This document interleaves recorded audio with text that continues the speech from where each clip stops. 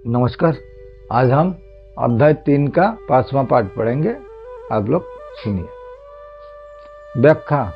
कर्मयोग, ज्ञान योग और भक्ति योग किसी भी मार्ग में साधक कर्म किए बिना नहीं रह सकता।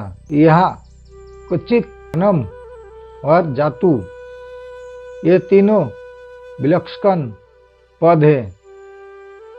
इनमें कुचित पद का प्रयोग करके भगवान कहते हैं कि कोई भी मनुष्य कर्म किए बिना नहीं रहता है, चाहे वह ज्ञानी हो या अज्ञानी। यद्यपि ज्ञानी का अपने कहलाने वाले शरीर के साथ कोई संबंध नहीं रहता, तथापि उसके कहलाने वाले शरीर से भी हरदम क्रिया होती रहती है। खनम पद का प्रयोग करके भगवान कहते हैं कि यद्यपि मनुष्य मैं हरदम कर्म करता हूँ ऐसा नहीं मानता, तथापि जब तक वह शरीर के साथ अपना संबंध मानता है तब तक वह एक क्षण के लिए भी कर्म किए बिना नहीं रहते।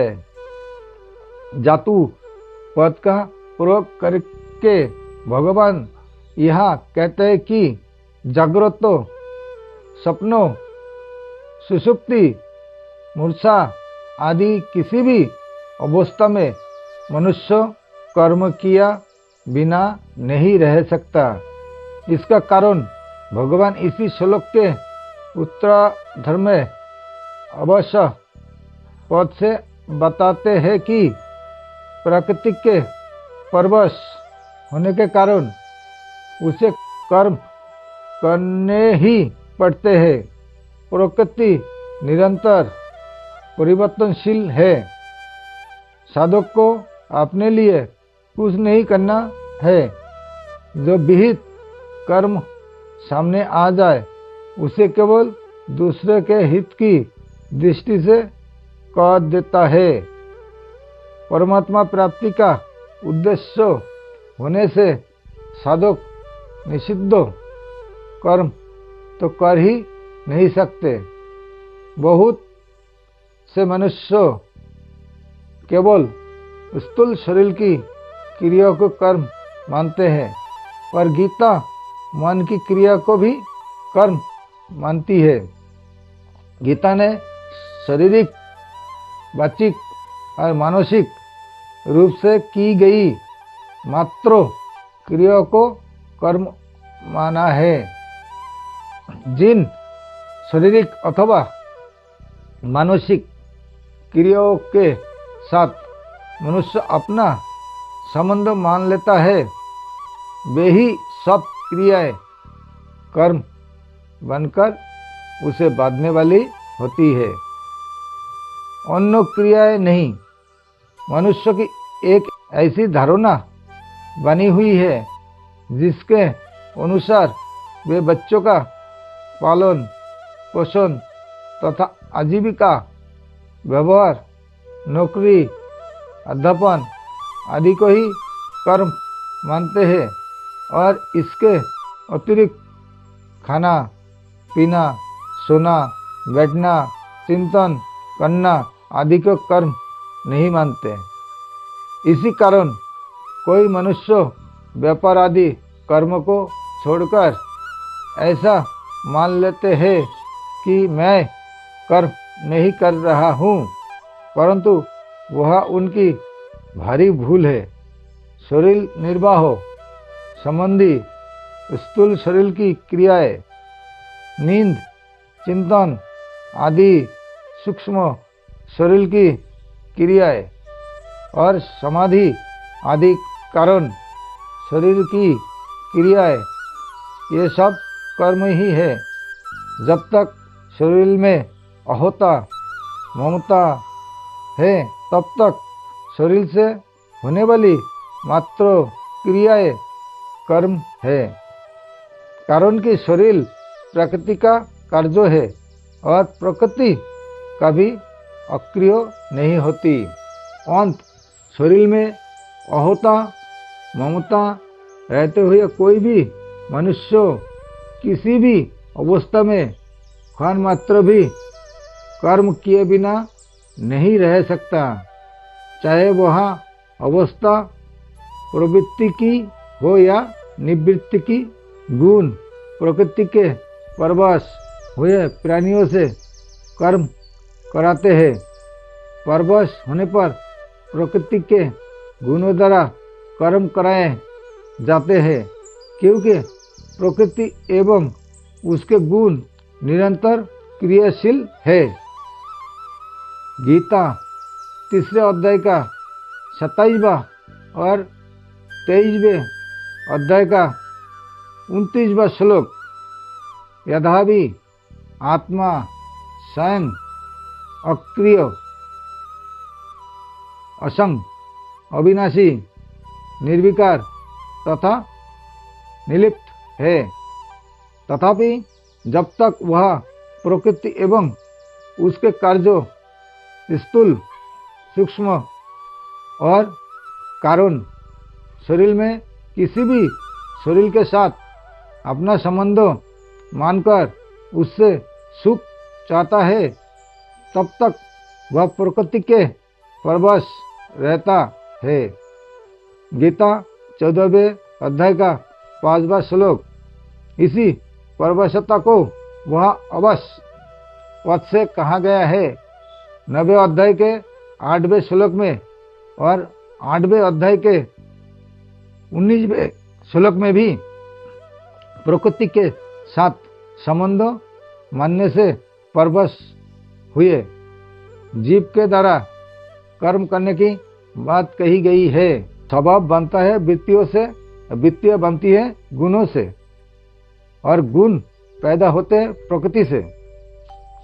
अंत चाहे स्वभाव के परवश कहो, चाहे गुणों के परवश कहो, और चाहे प्रकृति के परवश कहो, एक ही बात है।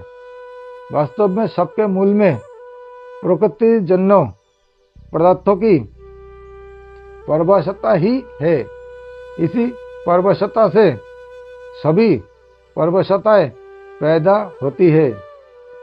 अंत प्रकृति जन्य पदार्थों की परवशता को ही कहीं काल की, कहीं स्वभाव की, कहीं कर्म की और कहीं गुणों की परवशता कह दिया है।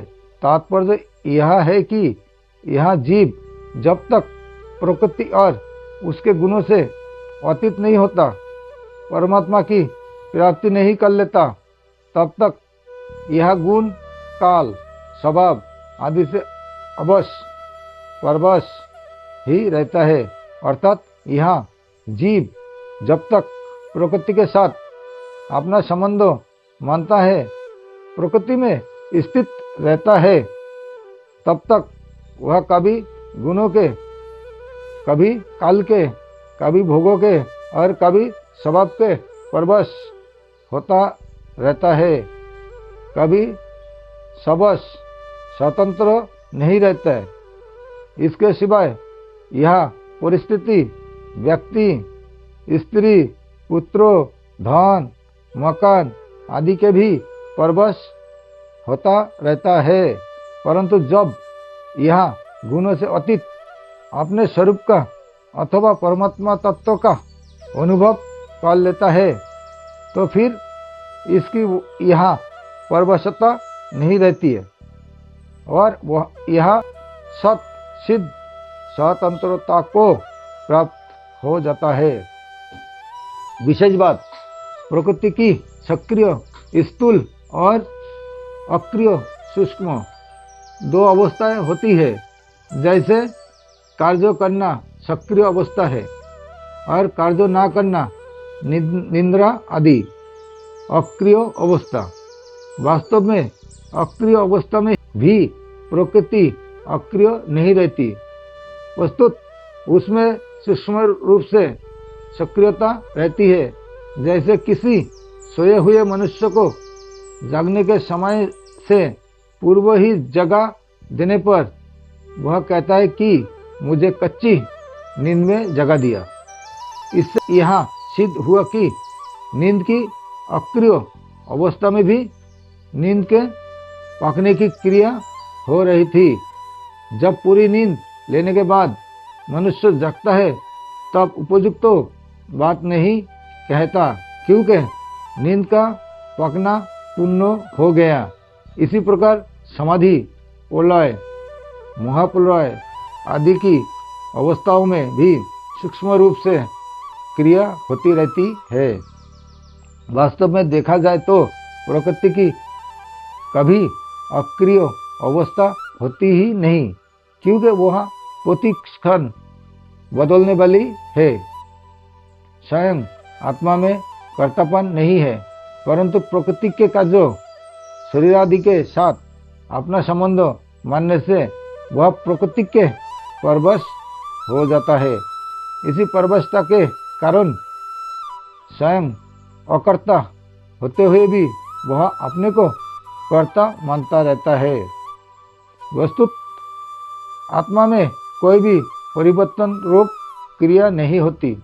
जैसे प्रकृति द्वारा समस्त सृष्टि की क्रियाएं स्वाभाविक रूप से हो रही है, ऐसे ही उसके द्वारा बालकपन, जवानी आदि अवस्थाएं और भोजन का पाचन, सांसों का आवागमन आदि क्रियाएं एवं इसी प्रकार देखना, सुनना आदि क्रियाएं भी स्वाभाविक रूप से हो रही है, परंतु जीवात्मा कुछ क्रियाओं में अपने को कर्ता मानकर बद्ध जाता है।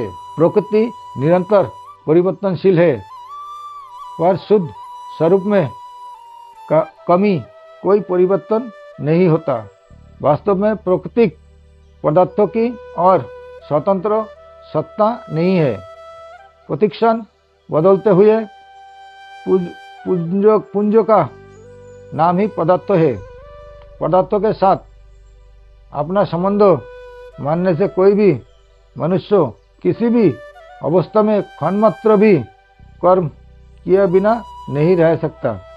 अगर साधक ऐसा वास्तविक अनुभव कर ले कि संपूर्ण क्रियाएं पदार्थों में ही हो रही है और पदार्थों के साथ मेरा किंचित मात्र भी संबंध नहीं है, तो वह परमात्मा से मुक्त हो सकता है। कर्मयोगी प्रतिक्षण परिवर्तनशील पदार्थों की कामना, ममता और आसक्ति का त्याग करके इस परवशता को मिटा देता है। भगवान ने इस श्लोक में जो बात कही है वही बात उन्होंने 18वें अध्याय के 11वें श्लोक में भी कही है कि प्रकृति से अपना संबंध मानते हुए कोई भी मनुष्य कर्म का संपूर्णता से त्याग नहीं कर सकता।